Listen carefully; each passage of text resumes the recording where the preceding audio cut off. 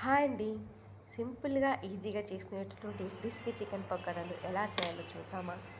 ఇక్కడ నేను crispy chicken pakoda కోసం హాఫ్ కేజీ చికెన్ తీసుకుంటాను. మీరు బోన్ ఆర్ బోన్లెస్ అయినా తీసుకోవచ్చండి. నేనైతే రెండు మిక్స్ తీసుకున్నాను. ఇందులోనే సరిపడంత సాల్ట్, పావు టేబుల్ స్పూన్ పసుపు, కొద్దిగా అల్లం వెల్లుల్లి పేస్టు, కొద్దిగా కారం పొడి. ఈ కారం పొడి అనేది మీ స్పైసెస్ని బట్టి యాడ్ చేసుకోండి. కొద్దిగా కారం ఎక్కువ తినే వాళ్ళైతే ఒక స్పూన్ ఎక్స్ట్రా వేసుకోండి. లేదు మేము కారం తక్కువ తింటాం అనేటట్లుగా మీరు కొంచెం తక్కువైనా వేసుకోవచ్చు. తర్వాత కొద్దిగా ధనియాల పౌడర్, అందులోనే కొద్దిగా చికెన్ మసాలా వేసుకొని, కొద్దిగా గరం మసాలా,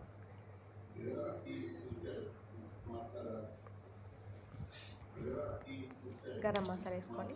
తర్వాత కొద్దిగా జీలకర్ర పౌడర్, అదేవిధంగా కొద్దిగా పసుపు.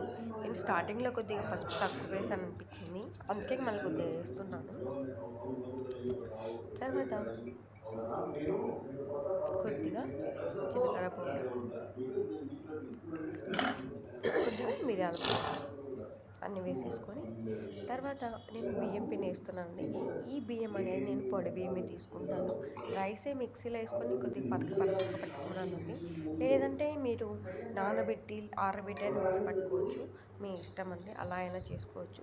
తర్వాత కొద్దిగా కార్న్ పౌడర్, నేను 2 టేబుల్ స్పూన్ కార్న్ పౌడర్ వేస్తున్నాను. ఈ చికెన్ పకోడీలో ఈ కార్న్ పౌడర్ అనేది మెయిన్ ఇంగ్రీడియంట్ అండి. కార్న్ పౌడర్ లేని చికెన్ పకోడా వేస్ట్ అండి.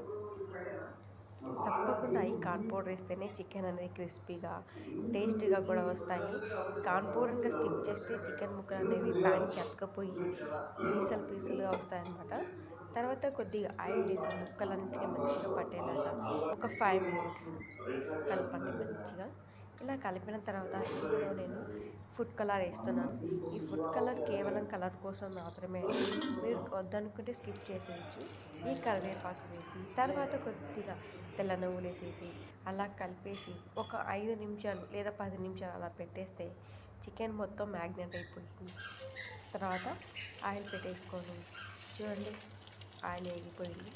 ఈ చికెన్ పీసెస్ అందులో వేసిన తర్వాత చూడండి ఇంత అక్కడన్నా అతుక్కుంటున్నాయా, లేదు కదా, అన్నీ విడివిడిగానే వచ్చాయి.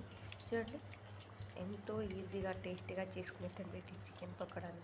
మీరు కూడా ట్రై చేసి చూడండి, మంచిగా వస్తుంది, మంచి రిజల్ట్ కూడా వస్తుంది. చూడండి ఎంత బాగున్నాయి.